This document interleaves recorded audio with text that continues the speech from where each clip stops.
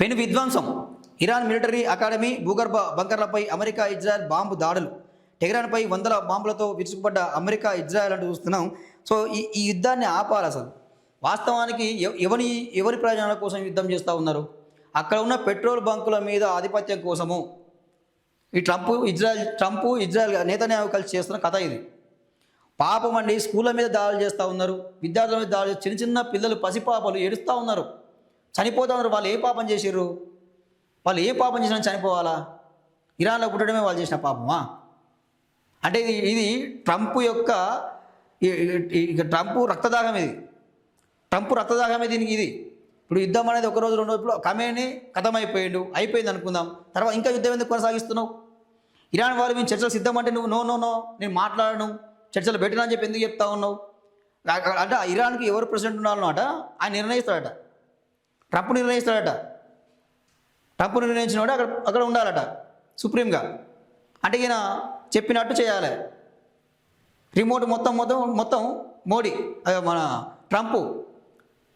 ఈరోజు మోడీ విషయం కూడా అదే పరిస్థితి. ఏంది, ట్రంప్ ఏమంటుండు, ఆయిల్ కొనడానికట ఇండియా అక్కడ 30 రోజులు టైం ఇస్తాడట.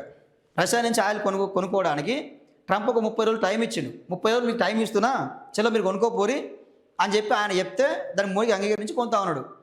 అసలు ఈ భారతదేశానికి ప్రధానమంత్రి మోడీయా ట్రంపా? ఎవరు మరి?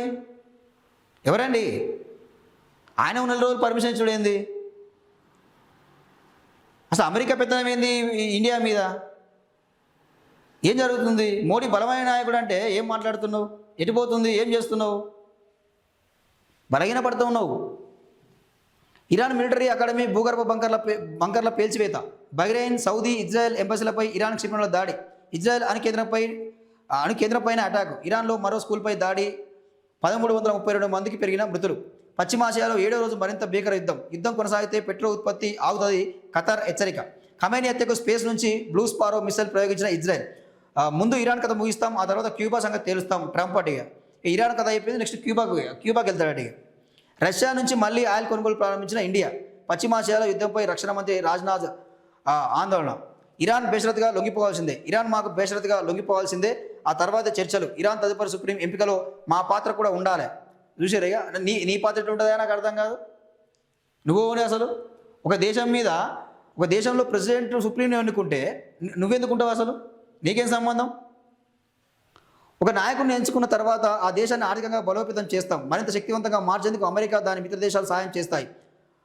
ముస్తఫా ఖమేనీని సుప్రీంగా మేము అంగీకరించాం. ఈ ముస్తఫా ఖమేనీ ఎవరంటే నా ఖమేనీ కొడుకు. సో ఆయన అంగీకరించినట్టుగా అమెరికా అధ్యక్షుడు డొనాల్డ్ ట్రంప్ వివాదాస్పద వ్యాఖ్యలు చేస్తున్నారు. అంటే వాళ్ళ దేశానికి ఎవరు అధ్యక్షుడు ఉండాలి, ఎవరు పరిపాలించాలో వాళ్ళకే లేకపోతే ఇది నియంత పాలన అంటారు కదా. అంటే ఎవరు ఉండాలి, ఎవరు నువ్వు నిర్ణయిస్తావా?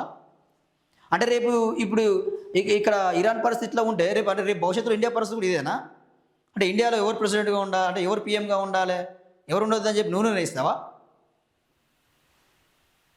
ఇదేం రాజనీతి? సో దీని వాస్తవం కూడా అందరూ వ్యతిరేకించాల్సిన అవసరం. ఇలాంటి విషయాల్లో అన్ని దేశాలు వ్యతిరేకించాలా ట్రంప్ని. ఈరోజు ఇరాన్కి వచ్చింది, రేపు క్యూబాకి వస్తే రేపు ఇంకో దేశం ఇలా జరుగుతుంది.